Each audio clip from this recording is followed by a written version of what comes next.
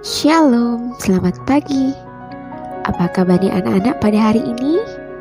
Puji Tuhan ya, dan masih tetap semangat dalam pembelajaran hari ini.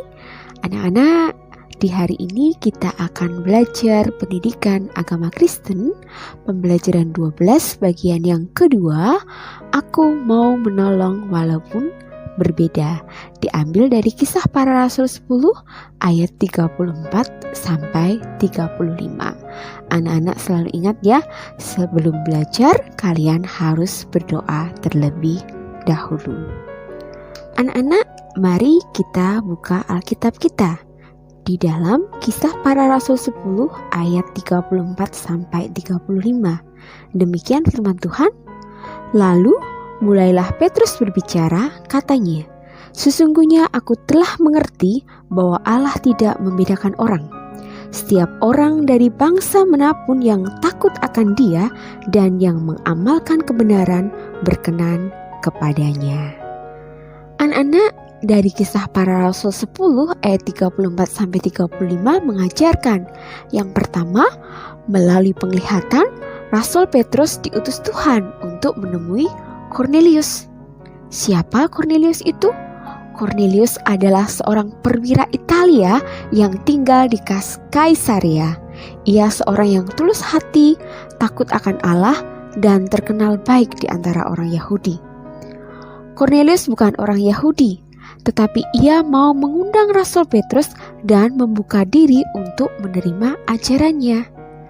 Rasul Petrus sebagai orang Yahudi mau datang ke rumah Kornelius yang bukan orang Yahudi untuk memberitakan Injil Tuhan Yesus. Nah anak-anak, apakah inti Injil Tuhan Yesus? Inti Injil Tuhan Yesus adalah kehidupan, kematian, dan kebangkitan Tuhan Yesus. Ketika Rasul Petrus sedang berbicara, Roh Kudus turun ke atas semua orang dalam rumah Kornelius.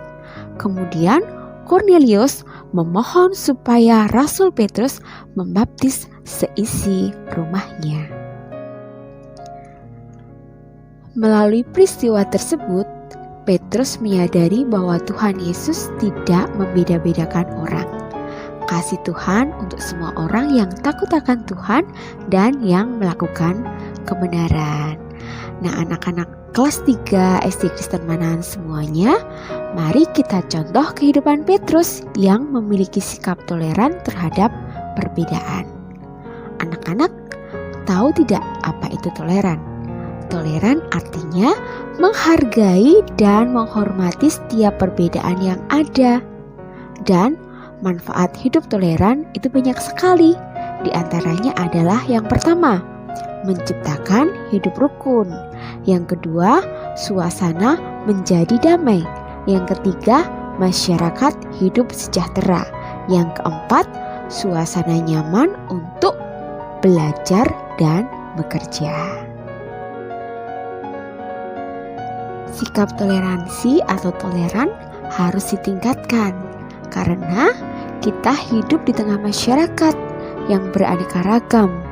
Misalkan beraneka ragam status sosial, ekonomi, agama, karakter, suku, budaya, dan yang lainnya.